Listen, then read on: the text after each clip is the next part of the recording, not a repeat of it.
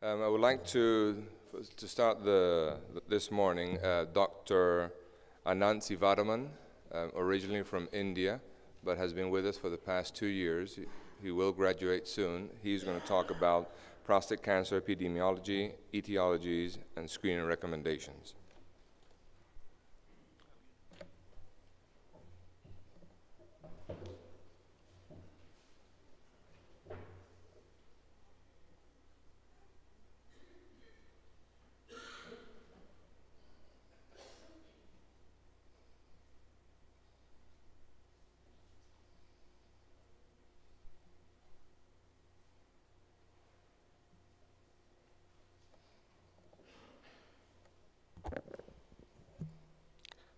Good morning.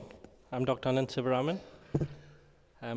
At the outset, I'd like to thank all of you for coming for this educational event, and I would like to thank Dr. Patel for giving me this opportunity to address you. Now, the very fact that we're all here, gathered here, raising awareness about prostate cancer is in itself a major step in our stride against prostate cancer. In order to know more about prostate cancer, we do need to know a little bit about the prostate. So what is the prostate gland? Well, it's a tiny gland present just below the bladder. It's the size of a walnut, and it straddles what we call the urethra, the tube that drains urine from the bladder. Now, what is its function? The prostate is primarily the male sexual gland, and in effect produces about 90% of the semen that we produce. So whenever the prostate comes out, no more semen is produced, or no more semen comes out when we ejaculate. That's one of the main questions that we're asked by patients who undergo this surgery.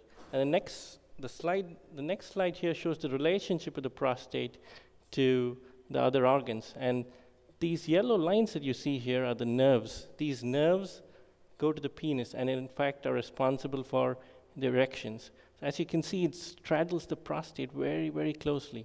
Any surgery, for that matter, any surgery that deals with prostate cancer or the prostate needs to contend with these nerves. So now that we know what prostate is, what is cancer?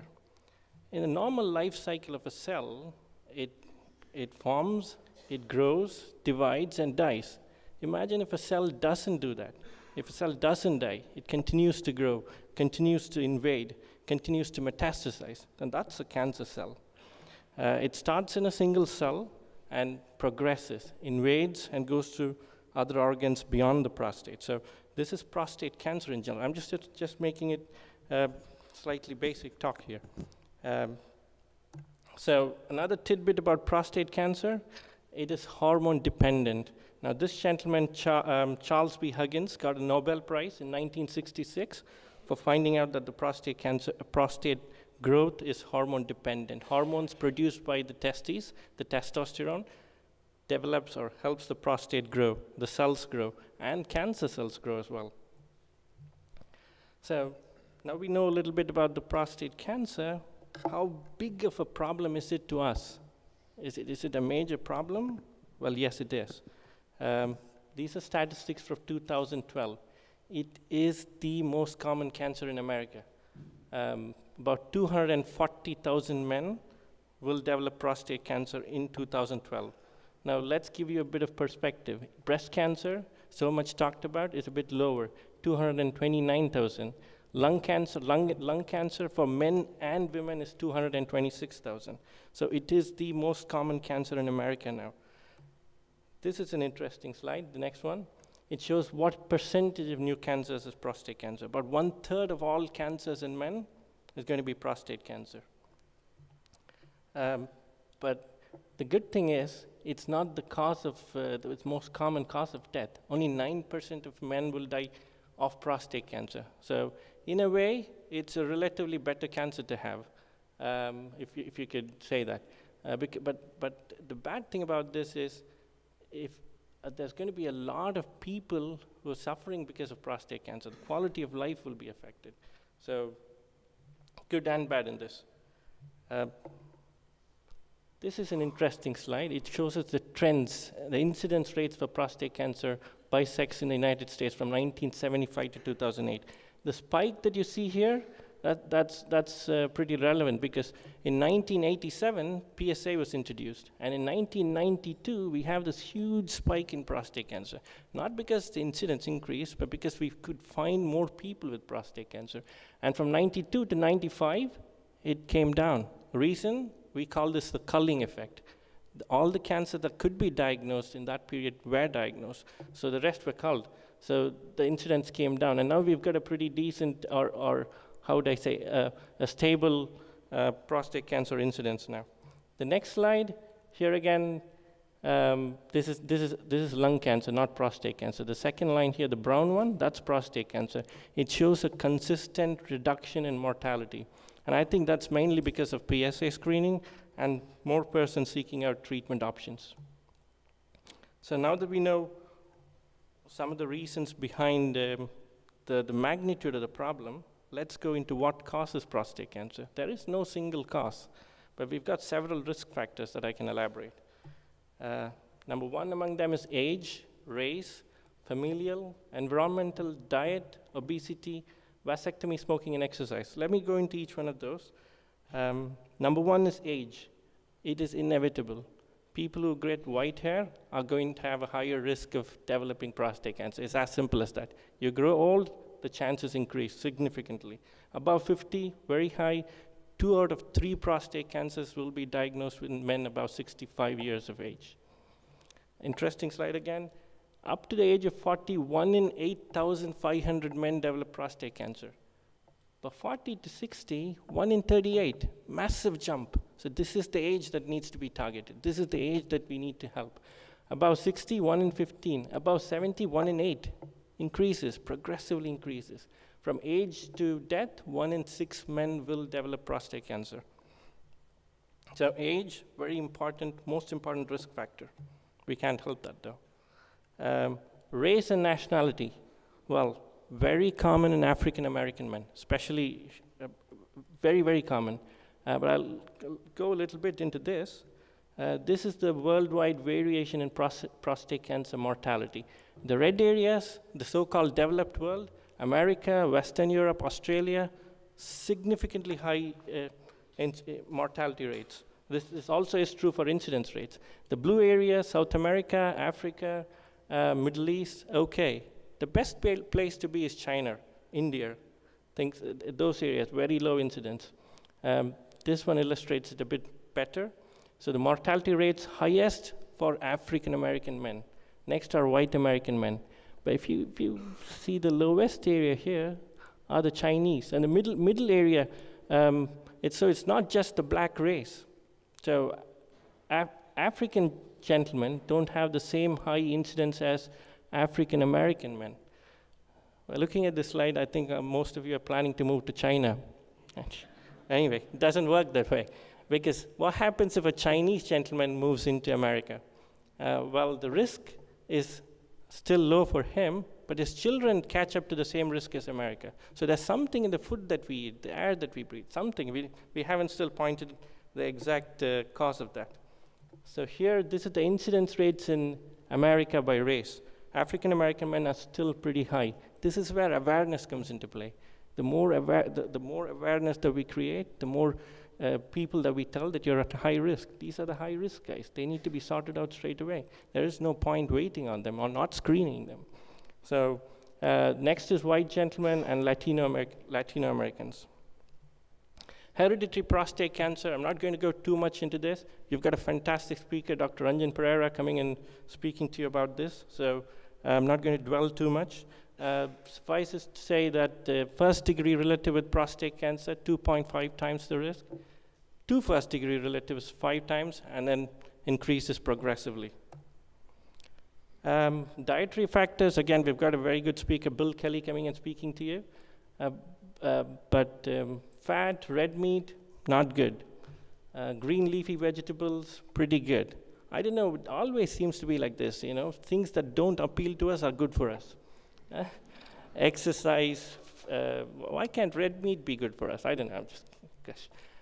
Again, is the evidence sufficiently strong to make recommendations? We don't know yet. we're not there yet. But I'm going to let Bill Kelly speak to you on that. So now that we know a little bit about the causes of prostate cancer, how can we modify the natural history of prostate cancer? Well, this is, I think, one of the key points of this lecture. It's about screening. Well, the natural history of prostate cancer is that there's a substantial portion where it's asymptomatic. And this is the area that we need to target people in. So what is the rationale of screening? Number one is we need to detect it early enough so that we can increase or extend life as compared with treatment that's given after the disease becomes symptomatic. Because for a substantial portion of us, when it becomes symptomatic, it's already too late. It's already beyond the capsule, or it's already beyond to different organs of the body. So I think this is the main rationale for screening. And in prostate cancer, apart from extending life, there's a good chance that we also increase the quality of life if we treat it early. So what's the current status? 90% of the cancers in America are detected by screening. And PSA, the lifetime risk of getting a diagnosis of prostate cancer has doubled since 1985 to 2007, primarily because of PSA. But the important thing is, if you need to have a good screening program, you need to have two things. Number one is a good, effective screening test and a good, effective treatment. Where we do have good, effective treatments, but the screening test isn't perfect. So what are the methods of screening? Before the PSA came in, that's a blood test that tells us what level the prostate-specific antigen is, we only use digital rectal examination. The trouble with digital rectal examination, it can only detect advanced cancers. And the other trouble is there was inter-observer variability. If I felt a prostate and some other urologist down the line felt a prostate, we may not agree with the findings. So it wasn't the best method, and it wasn't always pleasant, was it?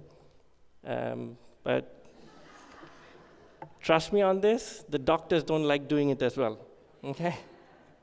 The next was the PSA. PSA was a major boon, and it was widely developed since 1987, widely adopted. And in 2001, a population survey showed us that 75% of men above 50 years had undergone the PSA testing. So there are definite benefits for PSA testing. 40 to 70% of the reduction in mortality can be attributed to PSA, but it's still not a perfect test.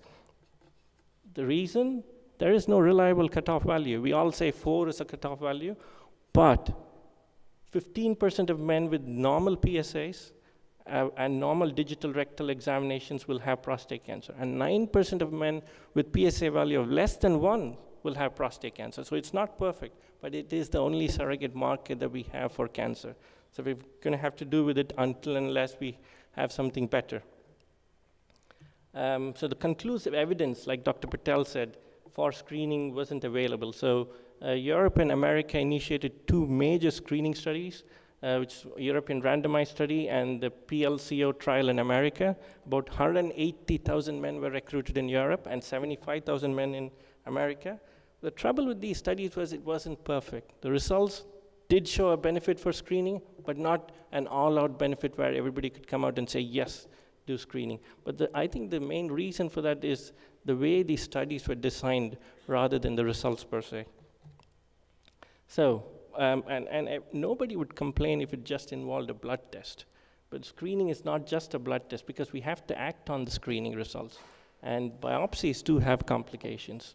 And sometimes we may diagnose cancers that may never trouble a person. So that's one of the reasons, potential harms of screening. Again, psychological stress, high PSAs, biopsies negative, a repeat PSA. Again, all this causes a psychological stress and complications of treatment as well. These are the main harms of screening. Now, what about where are we now? Do we screen or do we not screen? Well, the major players, including the American Cancer Society, American Urological Association, our foundation, we all think screening is important. Screening is the way to go. Above 40, every year, get a physical, get a blood test, get a digital rectal examination. The only player that doesn't seem to think that screening is useful is the United Preventive Services Task Force. But the jury is still out on that. And future perspectives, where are we regarding prostate cancer now?